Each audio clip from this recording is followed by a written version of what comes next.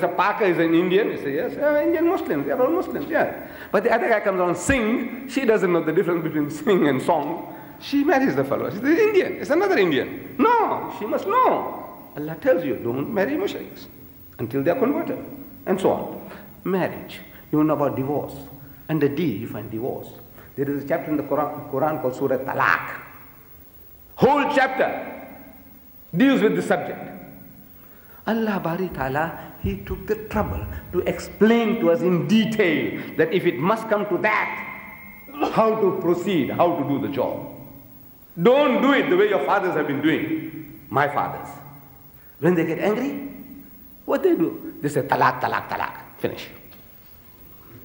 Do Malays also do that? Do they? I don't know. Look, I haven't had a chance to ask anyone. Do the Malays also, when they get angry with the wife, I want to get rid of her, what do they say? Do they do that? Talaq, talaq, talaq. Do they do that? I hope not. But the Indian Muslims, my people, we do that. Because that's what we heard. You want to get rid of your wife? It's just easier than eating peanuts. Peanuts you have to shell. This you don't have to shell even. Just say talaq, talaq, talaq. Then they regret. This woman used to work so hard. Looked after your children. Did so many things for you for nothing. You can't even hire an African woman to do that for you. So you want to bring her back. So they go to our Maulvis, what you call sheikhs. Our Maulanas. No, our Imams and our sheikhs. We call them Maulvis and Maulanas. You go to them. He said, look man, I made a mistake. What to do now? I want to die. He said, look, show you an easy way out. You make that wife of yours, ex-wife, to marry some old man like Deedat. But there's a condition. There's a condition attached. That wife of yours and Deedat must go into a place where they can have sex. Otherwise it's incomplete. He must go have that chance. And then subsequently, if Deedat wants to divorce, and if the woman wants a divorce, and he divorces her, and she waits for another, how many days? 40 days? 3 months? Then he says, nah, he can remarry you. What a thing. Filthy, dirty thing. You made a mistake. And now you make this poor woman to pay for it. Making her to sleep with another man. In her life, she never slept with anyone besides you. Now you make her to sleep with another man. To make her pure for you. You call it halala. That's what they call. I don't know, look, I don't know about the sickness that you might have among you, but I'm just only telling you that the fools, if they only read the Quran, they won't do that. Allah gives you a system that if you must, here is the procedure. Over a period of 3 months, and you start how to start, when to start. Everything is spelled out for you. Allah doesn't spell out in the Quran how to make salat. You know that? He doesn't spell it out. He's telling us, look at the Prophet. You don't know how to do salat? The details, how you stand, how you sit, your hands up to the ears, and this way or that way, all this. What? He said, look at the Prophet. How to make wudu? Look at the Prophet. How to do hajj? Look at the Prophet. He tells you, hajj, yes. Song, yes. The details. Look at the Prophet. Look at the Prophet. But here for talaq, he doesn't say, look at the Prophet. You know why? Because it means, to look at the Prophet means that he must divorce one of our mothers to show us how to divorce. That filthy, dirty thing, abominable thing. The thing that Allah says, that the thing that is permissible but hateful in the sight of Allah is divorce. That when a man divorces his wife, the heavens and the earth, they shudder. Metaphorically, they shudder. Such a horrible thing that our Nabi must do to our mother to show us how to do it. No, Allah won't do that.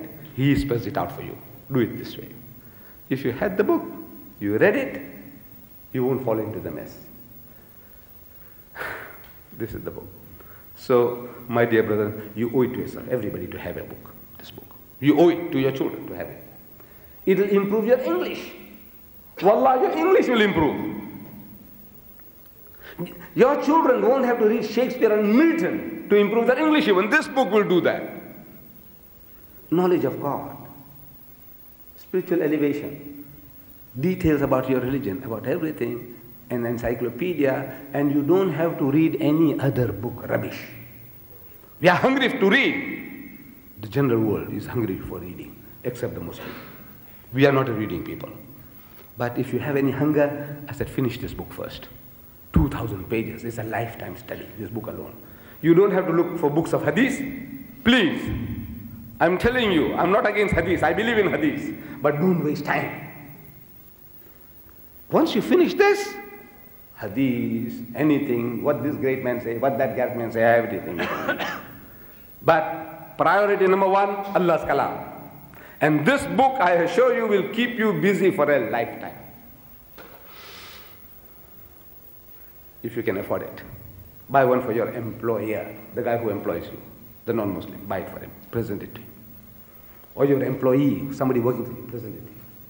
As a birthday present, as a wedding present, as a Christmas present, give the Quran, 5 rands. And the guy will remember you for a lifetime. An encyclopedia of 2,000 pages. You don't tell him you paid 5 rands for it. He knows what's the value of this book. He'll know. If you are half a dozen in the family who can read, get half a dozen Qurans. And once a week, Ba'd al-Maghrib, after dinner, sit down around the table, tell your son or your daughter, read this to your mother, explain to her. So while the child is reading, the Arabic is improving, because it's getting rusty, we are losing it. Make the child read, and read the meaning. The language is improving. And explanation is explained to your mother. I've explained it to you as well. Share this, and a bond is created in the family. Stronger than any other factor that can bring you together. The family around the Quran, Allah's kalam, becomes one. So in Surah Nisa, Allah says, وَإِذَا حُيِّيتُم بِتَحِيَّةٍ فَحَيُّوا بِأَحْسَنُ مِنْهَا أَوْ رُدُّوهَا. Remember me saying, Assalamu alaikum wa rahmatullahi wa barakatuh. And you responded with wa alaikum assalam. Some of you silently might have continued wa rahmatullahi wa barakatuh. I didn't hear it, but maybe some of you did. But whatever you did was according to instructions. Allah says in this ayah, if somebody wishes you a courteous greeting, which I did, you must wish him something better. وَإِذَا حُيِّيتُم بِتَحِيَّةٍ فَحَيُّوا بِأَحْسَنُ مِنْهَا. Something better.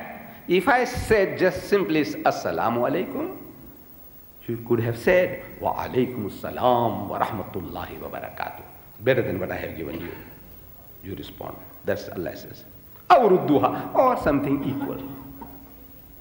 Not worse. Not ignoring it. You wish me something better. If you can't, you're too busy, at least something equal to that. I say, Assalamu alaikum, Assalamu alaikum, salam. Good enough. Or you say, Wa alaikum assalam wa rahmatullahi wa barakatuh, mashallah. If you can do that, nurun ala nur, the best of things you can do. And Allah is careful in keeping account. Generally, we Muslims here in the Cape are good at wishing one another salams. But this quality of wishing salams is being lost in the rest of the world. You, my brethren, I'm congratulating you. Now don't let that go to your head. So far, you are, in this country of ours, you are the best Muslims for that. And I'll tell you why you are best Muslims for that.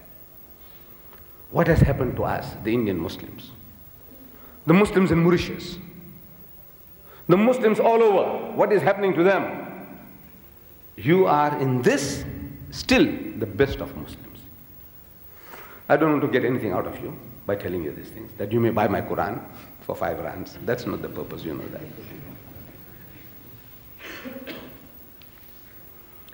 Allah tells you to wish people salams. Any courteous greeting, you wish him something better or something equal. Now, it's a universal courtesy. People will accept this as good behavior. Whether you're Muslim or Hindu, wishing people, wish them, man. The non-Muslim, wish them.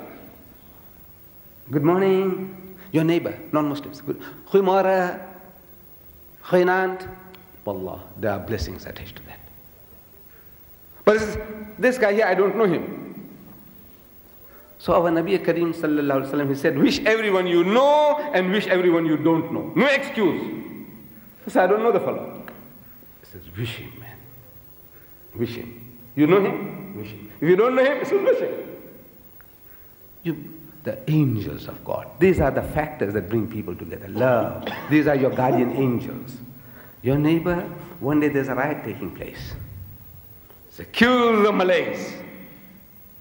Kill the Moors.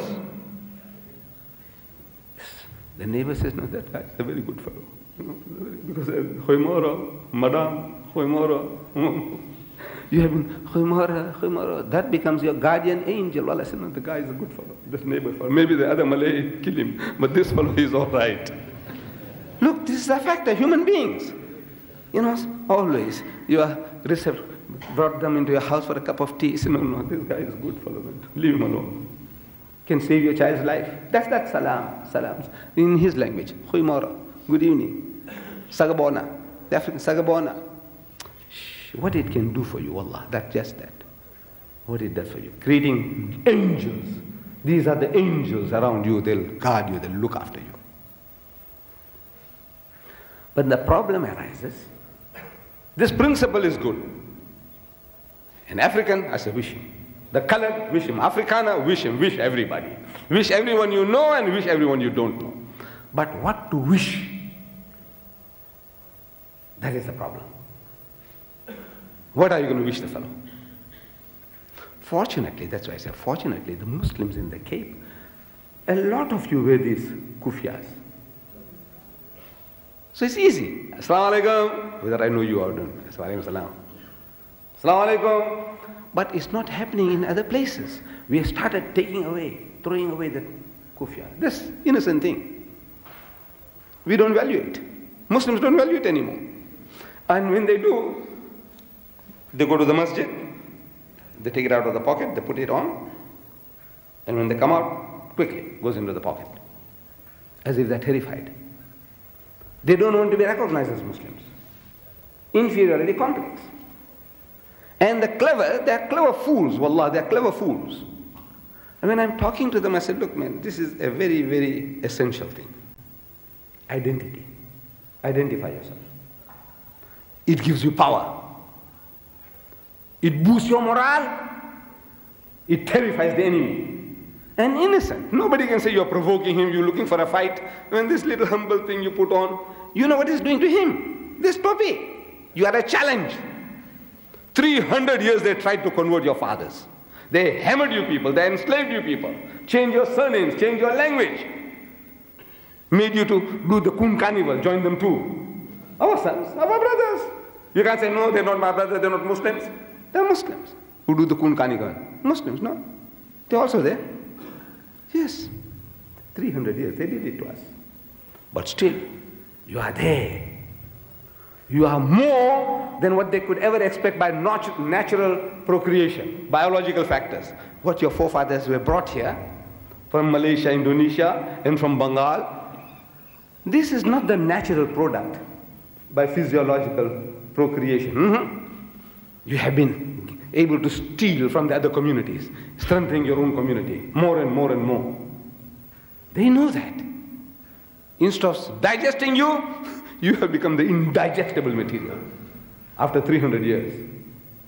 Of course, under the new policies, we are now in greater danger. Previously, we were living together in District 6, in the old Malay quarters, here, there, and we were able to defend ourselves. Now, for every 5 colored homes, 1 Muslim. For every 5 colored homes, 2, 3 colored homes, 1 Muslim. They dispersed us. Our son will fall in love with a colored girl, Christian girl. And our daughter will fall in love with a Christian boy, colored boy. And Islam gets diluted. Dangers. There are greater dangers now than before. That attack was a good thing. It kept us